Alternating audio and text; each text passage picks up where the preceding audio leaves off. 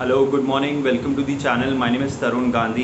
पहले global markets देख लेते हैं। कल यूएस मार्केट्स में काफ़ी ज़्यादा गिरावट आई। ऑलमोस्ट हमने डाउ जोन्स में 2% की गिरावट देखी। नैस्डैक और S&P 500 भी ऑलमोस्ट 1-1.5% ड्रॉप हुआ है। फियर वहाँ पे ये है कि एक तो इकोनॉमी रिकवरी, एक फियर ग्रोथ की रिकवरी एक चैलेंज हो चुका है because of the rising corona cases again. एक ये फियर है जिसकी वजह से expectation of market recovering completely is a challenge. और मार्केट पार्टिसिपेंट इसी वजह से थोड़े घबराए हुए हैं कि कितना इम्पैक्ट हो सकता है अगर कोरोना केसेस फिर से बढ़ने लग जाए। एशियन मार्केट्स भी देखते हैं जो कि वॉल स्ट्रीट को ही हमेशा फॉलो करता है, वहाँ पे भी थोड़ी बहुत गिरावट है, बट उस तरीके से नहीं है जिस तरीके से कल यूएस मार्केट्स क्लोज हुए हैं। वहाँ पे हम ड्रॉप देख रहे हैं करीबन 0.2-0.3% से लेके 0.5%, क्योंकि डाउ फ्यूचर्स और नैस्डैक फ्यूचर्स 0.5% पॉजिटिव ट्रेड कर रहे हैं, जिसके वजह से इतनी वीकनेस नहीं दिखाई दे रही है एशियन मार्केट्स में। SGX निफ्टी दिखा रहा है ऑलमोस्ट फ्लैट, 8 से 10 पॉइंट नेगेटिव है इस पॉइंट पे, but yes it is negative. एक बहुत बड़ी जो इंडियन पर्सपेक्टिव से राहत जो मिली है वो है क्रूड ऑयल प्राइसेस ड्रॉप हुए हैं फ्रॉम $74 पर बैरल से लेके अब ये आ चुका है $68-69 पर बैरल। जो लास्ट ट्रेड हुआ है वो है $69.15 पर बैरल, तो ये ऑलमोस्ट $4-5 ड्रॉप हुआ है। और हम ऑलमोस्ट 75-80% कंजम्पशन इम्पोर्ट करते हैं, तो एक बहुत बड़ी राहत रहेगी इंडियन पर्सपेक्टिव के हिसाब से। गोल्ड में भी थोड़ा बहुत ड्रॉप आया है। गोल्ड ट्रेड कर रहा है 18-14 डॉलर्स पर आउंस, और रुपी ट्रेड कर रहा है against the dollar around 74-76, which is almost flat. कल एफआई ने काफ़ी ज़्यादा बिकवाली की है, ऑलमोस्ट 2200 करोड़ की, और डीआई ने खरीदारी की है ऑलमोस्ट 1050 करोड़ की। जी सेक 10 ईयर जी सेक वो फ्लैट ट्रेड कर रहा है, वहाँ पे हल्की सी गिरावट आई है 6.18, तो बॉन्ड प्राइसेस बढ़ी हैं इस पर्सपेक्टिव से। अब गोइंग फॉरवर्ड क्या, निफ्टी के लिए बहुत इंपॉर्टेंट एक सपोर्ट है, वो है 15,630-625 लेवल्स।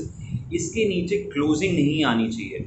बस अगर ये इंट्राडे स्विंग होकर उसके ऊपर क्लोज हो जाए तो कोई बात नहीं, बट अगर इसके नीचे क्लोज आता है तो ही हमें घबराने की ज़रूरत है, तो ही हमें देखना चाहिए कि पोर्टफोलियो में हमें क्या करना चाहिए, कैश में रहना चाहिए या डिफेंसिव में जाना चाहिए, या हमें ओवरऑल पोर्टफोलियो एक बार रिव्यू तो ज़रूर करना चाहिए अगर ये 15,630 के नीचे क्लोज देता है तो।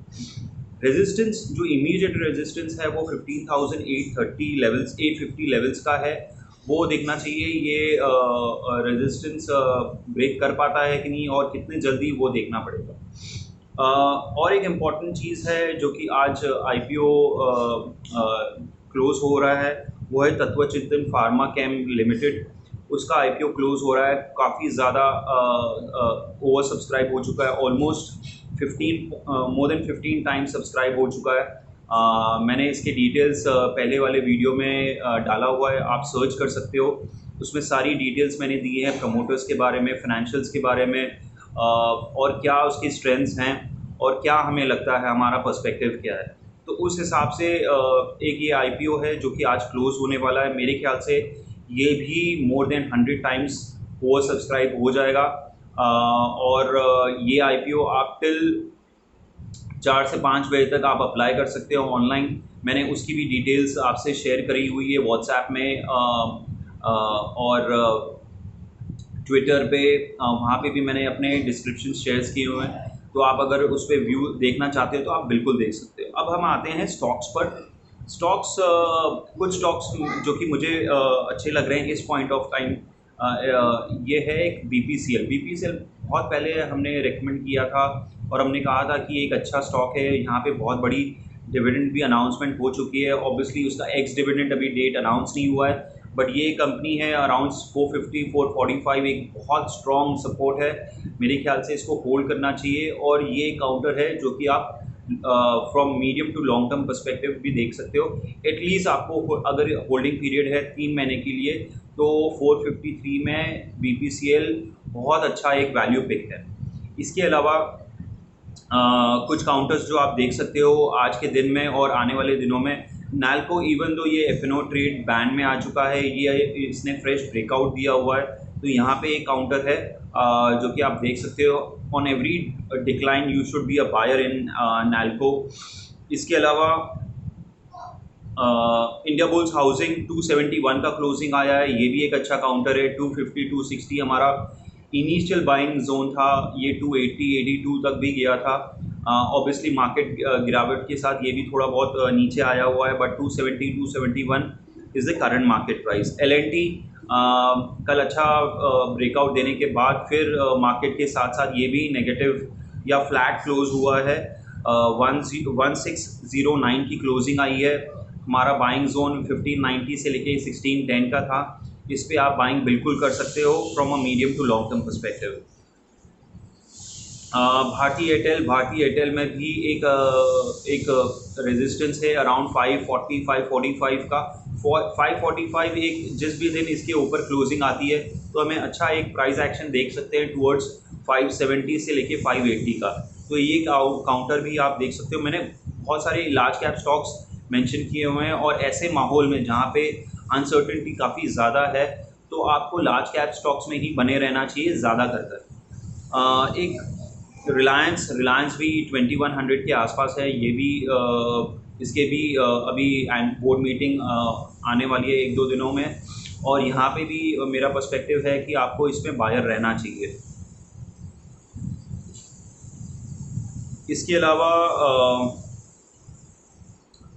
DLF में एक अच्छा स्ट्रॉन्ग क्लोजिंग कल भी देखा गया इन नेगेटिव मार्केट।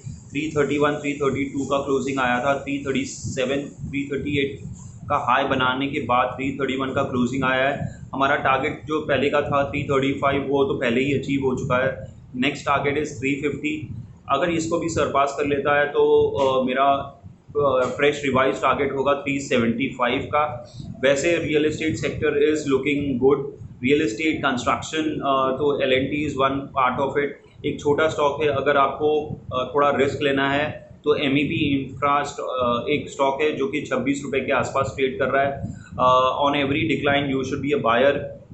25 24 अगर आता है तो you should be a buyer. इस पॉइंट पे भी 26 लेवल पे भी ये अच्छा बाय है।